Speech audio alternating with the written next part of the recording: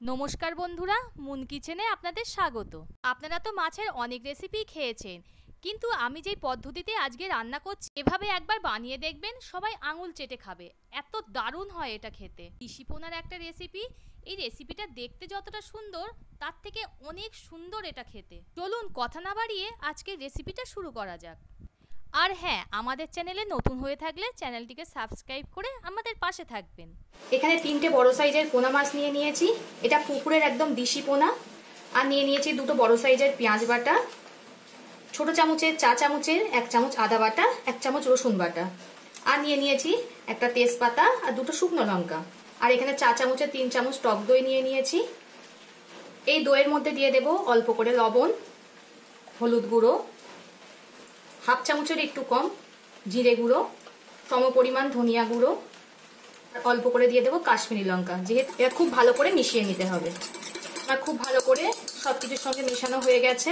মাছে হলুদ গুঁড়ো দিয়ে দিলাম, লবণ দিয়ে দিলাম, দিয়ে ভালো করে মাছের সঙ্গে মিশিয়ে নিতে হবে লবণ না হলুদটাকে। আমি এখানে 3খানা মাছের জন্য এই পরিমাণ মশলা ব্যবহার করলাম। আপনারা যদি বেশি মাছ নেন মশলার পরিমাণটা একটু বাড়িয়ে নেবেন।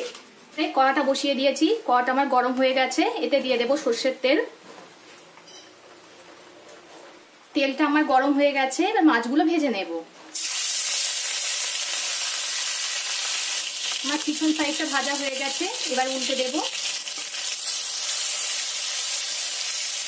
মাছের দুদিক আমার খুব ভালো করে ভাজা হয়ে গেছে, এবার তুলে নেব।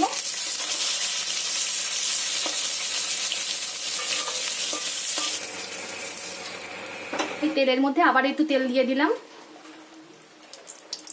তেলটা গরম হয়ে গেছে, এর মধ্যে দিয়ে দিলাম একটা তেজপাতা, একটা শুকনো লঙ্কা।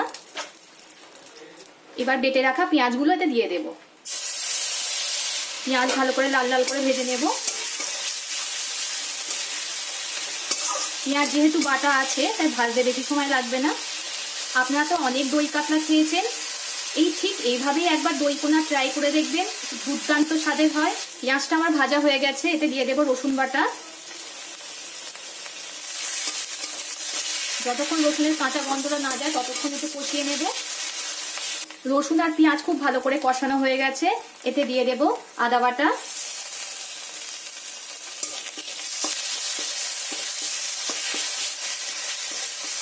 আমার সব মশলাগুলো খুব ভালো করে কষানো হয়ে গেছে, এতে দিয়ে দিলাম চা চামচের 2 চামচ টমেটো সস। আপনারা চাইলে টমেটোও দিতে পারেন, আমি এখানে সস দিয়ে দিলাম।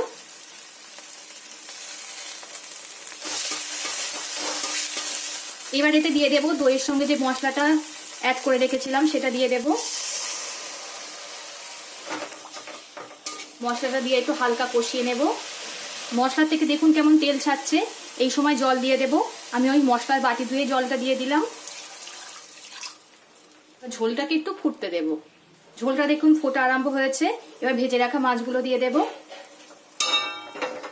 আবারও ঝোলটাকে ভালো করে ফুটিয়ে নেব। আমার হয়ে গেছে, দেখুন ঝোলটা কত সুন্দর ঘন হয়ে গেছে। আমি দইয়ের মধ্যে লবণ দিয়ে দিয়েছিলাম, ওই জন্য লবণটা এখন আর ব্যবহার করলাম না। আমার হয়ে গেছে, নামিয়ে নেব। নামানোর আগে গ্যাসটা অফ করে এতে দিয়ে দেব গরম মশলা গুঁড়ো, দিয়ে ভালোভাবে নেড়ে নামিয়ে নেব। আমার হয়ে গেছে, আমি নামিয়ে নিয়েছি। এটা গরম গরম ভাতে খেতে দুর্দান্ত লাগবে। এভাবেই বাড়িতে আপনারা একবার ট্রাই করে দেখবেন, দারুণ লাগে খেতে। ভিডিওটা ভালো লাগলে লাইক ও শেয়ার করে দেবেন এবং কমেন্ট করে জানাবেন আপনাদের মতামত। পরবর্তী ভিডিওতে আপনাদের সঙ্গে আবার দেখা হচ্ছে।